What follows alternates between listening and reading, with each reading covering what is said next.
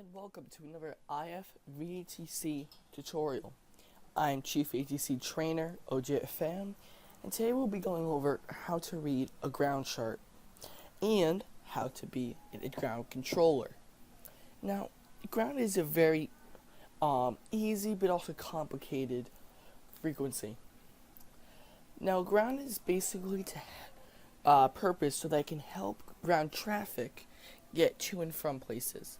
So an example is you're going from the gate to the runway, or you're going from the runway to the gate. So as you know, probably, Infinite Flight does not have taxiway labels. So usually what you need to do in order to help yourself is get up a ground chart. Now, a ground chart is basically all the taxiways listed, and when they're all listed and they all have their different names.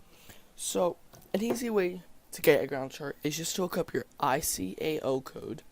So we're going to look up right now a relatively small airport, KLIT, which is of course Ryan's airport that he likes to go to. So KLIT airport chart is one you can look up. You can look up ground chart.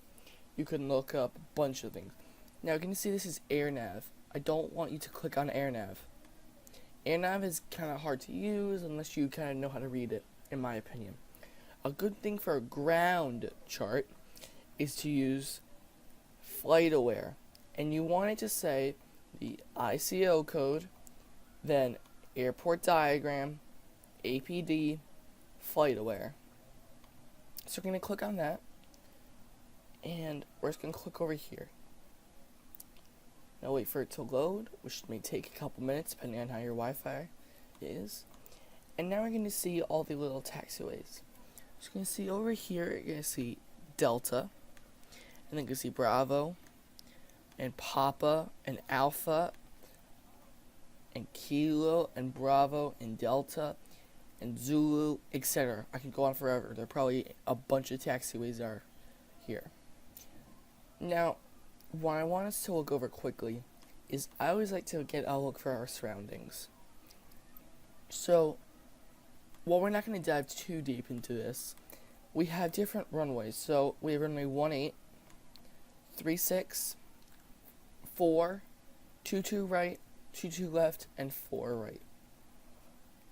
Now, depending on the winds, there may be a different situation, but if the winds are 360 at 12, that means the winds are blowing to 360 heading at 12 knots or 12 knots. So the runway we'd use normally, I realize it's a small runway, so we can pretend that we're in a small GA aircraft, would be runway 36. So keeping this in mind, if someone is parked over by the general aviation thing, and they are in a little 172, and the winds are 360 at 12, then taxi them over to 36. So a major thing is that there's always a different route. So as a controller, when you're about to give someone taxi instructions, it's very important that you note 3 things. What type of aircraft they're in. So if they're in a little 172, they should be taxiing to a smaller runway most likely. If they're in a 737, taking off from 36 is not likely. Now, maybe Ryan will correct me, but it is obviously a smaller runway by considerable amounts. It's only really a 6,000 foot runway compared to the 8,000, really 9,000 foot runways up here. And so always get into aircraft characteristics. Second thing is always you have to notice the traffic in the area, right? It makes no sense to have a traffic coming this way towards 18, on Alpha, and have traffic going the other way, this way, on also coming down Alpha. It's just going to lead to incursion, then someone might have to make a 180 or make a left turn against Bravo or Delta. It's just not efficient. Now, last thing you need to know is the winds, obviously, because if the winds are 360 at 12, why you taxi them to over 22 right, maybe 18, especially 18, think about, it's not really an active runway, but think about the runway that the winds, are really helping. Because it's hard to take off from the tailwind. Airplanes are meant to take off into a headwind. Again, not going to go into characteristics of why they're supposed to go into the headwind. It creates more lift, and it's really easier for the pilot. So, we're going to start out with a little simple thing. So we're going to go over, we're over at the general aviation parking over here, where my mouse is currently. And we want to taxi to runway 36. So our taxi instructions would be call sign, Adams Field ground, taxi to runway 36. That's the runway we're going to. Via, we're going to see, so we're going to come out of here. This is kind of like the ramp, not really a taxiway. You can see A, which is Alpha. So taxi via Alpha. And then this taxiway is still Alpha, really. And then Alpha for the full length 36. Now, I should say they request an intersection departure. You tell them, call sign, Adams Field ground, taxi to runway 36 via Alpha, Lima, and hold short of 36. Now, my personal thing quickly is I get the tower frequency after they have repeated their instructions. So I'd say, they say, okay, taxi via this, and this, call sign. Then I say, call sign, Adams Tower is 118.7. So always think of it that way. Now, let's just say they're exiting the runway. They're at, it's a E318. So they're exiting the runway over at, they just landed at 22 left, and they're over at Sierra. So that's over here where my mouse is currently on your screen. I'll highlight it for you.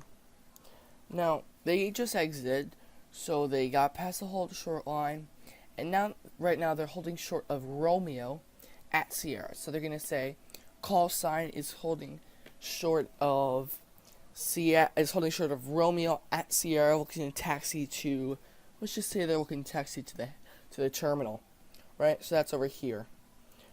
So we're going to say, call sign, Adams Field ground, taxi to the terminal via Sierra, Romeo.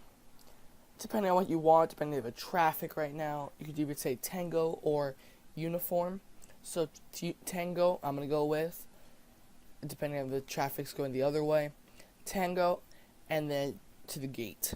They respond, and that's it. That's your end of your transmissions, unless they need something. Now they need a diversion, they need a different route, maybe they want to go to Uniform for reasons that we don't know.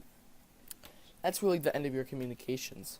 Now, quickly, because this is not to go into too much depth, let's just say you're over at the hangars over here in a, we can say a citation.